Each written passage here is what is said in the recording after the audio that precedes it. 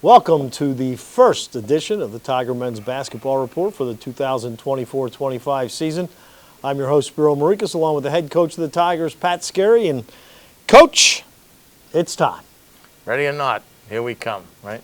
Well, and you jump right into the fire, first game of the year against St. Mary's. But before we get to that, you're kind of in a unique situation in this day and age in which you have just about everybody coming back from last year, except for Charles Thompson, who obviously graduated.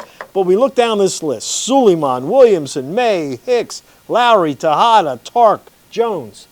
There are not a lot of coaches in the country that can say they have that many guys coming back. No, we're fortunate. I think it speaks to the type of kids and families that we've been fortunate enough to recruit and coach. And then it really speaks to our university. I've got great staff. I think people in our department care about our kids. And I think our kids realize that. So, for us coming out of COVID, whatever now, 4 years ago, we really tried to make a philosophical shift in some recruiting evaluations. And hopefully it'll work for us. Hopefully it'll work to an even higher level than it has the last couple of years. When you go into training camp and you have such an experienced group, how far does that put you ahead from, say, if you had 7 freshmen coming in? Yeah, I hope I know we're ahead of where we were. I'll tell you in March. If we're ahead, hopefully we can stay ahead. It took a lot last year to get going. We had a hard schedule early, and we struggled. I mean, I got really good assistance, and the players worked. We lost a game last year early to South Dakota State, and out in the Pentagon. And I remember afterwards we went back to the hotel telling our guys and staff we won't get 6 wins. That's you won't get what? 6 wins. I said I've done this long enough. This is not good. And our guys stuck with it, and they got better. They really did. That's still a key now. Just because we have guys back, we're starting ahead of where we were, but we've got to keep getting better. There's a lot of basketball ahead of us starting next Monday night. Certainly is. But the key guys you have coming back, and I don't want to slight anybody, but you got Tyler Tejada. He's the defending CAA Rookie of the Year. Christian May coming back. He's played a lot in his 2 years. Dylan Williamson in his redshirt freshman year last year got thrown into the fire when Radir got hurt. Played extremely well for you. When you look, do you look at those guys as kind of like the key to the season, that those 3 have to perform well?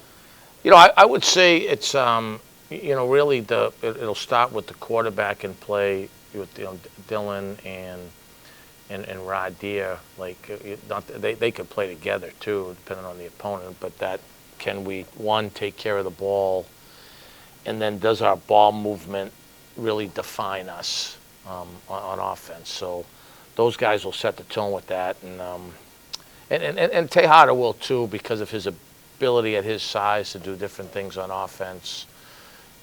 He can shoot, but he's not just a shooter. So if he can make sure he does diversify his game, and we can help him do that, it's going to help a lot of other really guys that have gotten a lot better around to be pretty good on offense. One thing about Christian, but Christian's always there defensively. He's shooting the ball really well. We asked him to do maybe more than we should have asked him to do early last year, because only him and Charles had played. Right. And he'll really benefit from that this year. Somebody who came on late last year is Makai Lowry, and he's a guy that really can be dynamic. Yeah, he's put on like 27, 28 pounds since he got to campus. He looks good. We're going to play him all over the floor.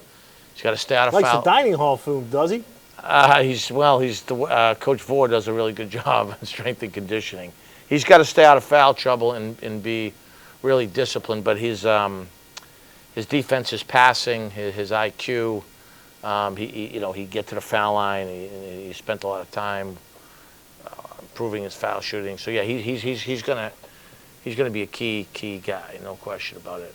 All right, let's talk about it. Monday night, 10 o'clock Baltimore time, as you will take on the Gales of St. Mary's, a team that is right around the top 25 in the country. Them and Gonzaga, always the class of the West Coast Conference.